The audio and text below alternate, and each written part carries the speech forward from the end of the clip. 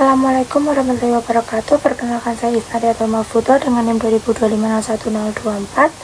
Di sini saya akan menjelaskan beberapa definisi kebahagiaan menurut filsafat Islam. Yang pertama ada menurut Aristoteles, yang kedua menurut Immanuel Kant, yang ketiga menurut filsafat Islam yaitu Al-Farabi dan Ibnu Rus, yang keempat menurut Buddha Gautama, yang kelima menurut Stoikiosmi, yang keenam menurut Pluto.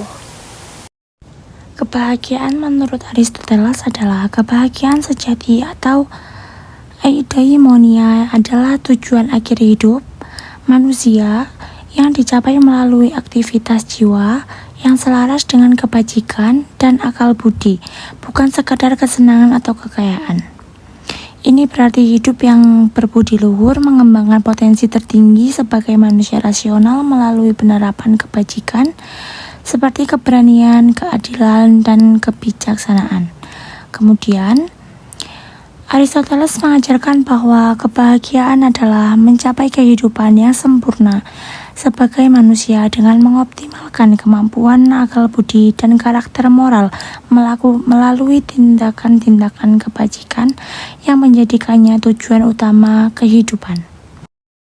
Kemudian, kebahagiaan menurut Plato yaitu sejati adalah kondisi jiwa yang seimbang dan harmonis dicapai melalui kehidupan yang berbudi luhur, bijaksana, dan terkendali oleh akal budi, bukan sekedar kesenangan duniawi. Ini melibatkan keselarasan antara tiga bagian jiwa, yaitu rasional, spiritual, dan nafsu.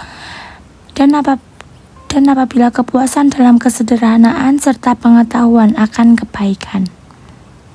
Kemudian, perbedaan dengan Aristoteles atau muridnya yaitu Plato lebih fokus pada kebajikan manusia dan pengetahuan internal tentang kebaikan, sementara Aristoteles menekankan bahwa tindakan praktis dan kondisi eksternal yang menyenangkan juga diperlukan untuk kebahagiaan.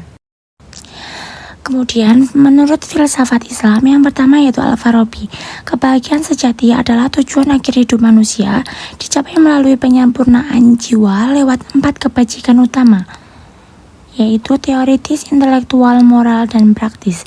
Dalam masyarakat ideal atau Al-Madinah Al-Fadilah yang dipimpin oleh pemimpin bijaksana, bukan sekedar kenikmatan duniawi yang fana, melainkan kebahagiaan abadi yang bersumber dari akal dan Tuhan, dengan memadukan filsafat dan spiritualitas.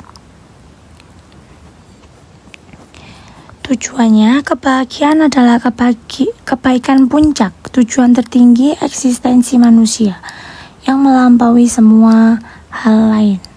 Kemudian, filsafat Islam yang kedua, menurut Ibnu Rus, kebahagiaan sejati atau hakiki adalah hasil dari keseimbangan akal dan akhlak, dicapai melalui pemahaman intelektual mendalam tentang kebenaran ilahi dengan menggabungkan filsafat atau nalar dan wahyu yaitu syariat, serta diakhiri dengan kebahagiaan spiritual abadi yang diperoleh dari penyatuan jiwa dengan akal universal. Perbedaan Aristoteles lebih fokus pada etika sosial dan rasionalitas murni, sementara Ibnu Rus menggunakan keduanya dengan wahyu dan menekankan penyatuan jiwa dengan akal universal untuk kebahagiaan spiritual tertinggi. Kemudian, kebahagiaan menurut Buddha Gautama.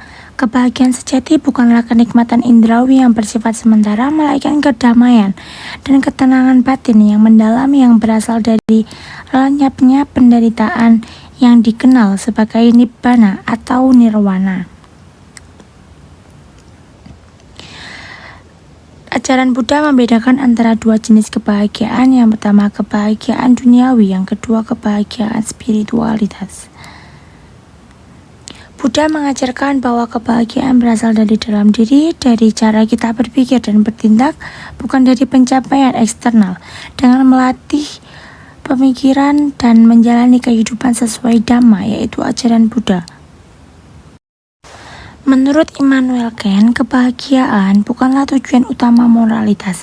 Sebaliknya, moralitas adalah tentang melakukan kewajiban berdasarkan akal budi dan niat baik atau goodwill yang membuat kita layak untuk bahagia, bukan bahagia secara langsung.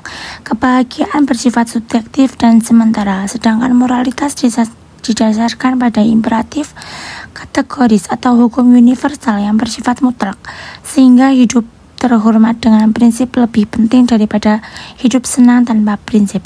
Kehidupan sejati atau kebaikan tertinggi adalah kombinasi antara kebajikan sempurna dan kebahagiaan yang pantas didapatkan yang bisa dicapai di kehidupan setelah mati. Singkatnya, Ken memisahkan moralitas dari kebahagiaan. Lakukan yang benar karena itu benar atau kewajiban. Mungkin itu saja yang bisa saya sampaikan. Apabila dari penjelasan atau perkataan saya kurang tepat atau kurang, saya meminta maaf sebesar-besarnya. Wabillahi taufiq wal hidayah. Wassalamualaikum warahmatullahi wabarakatuh.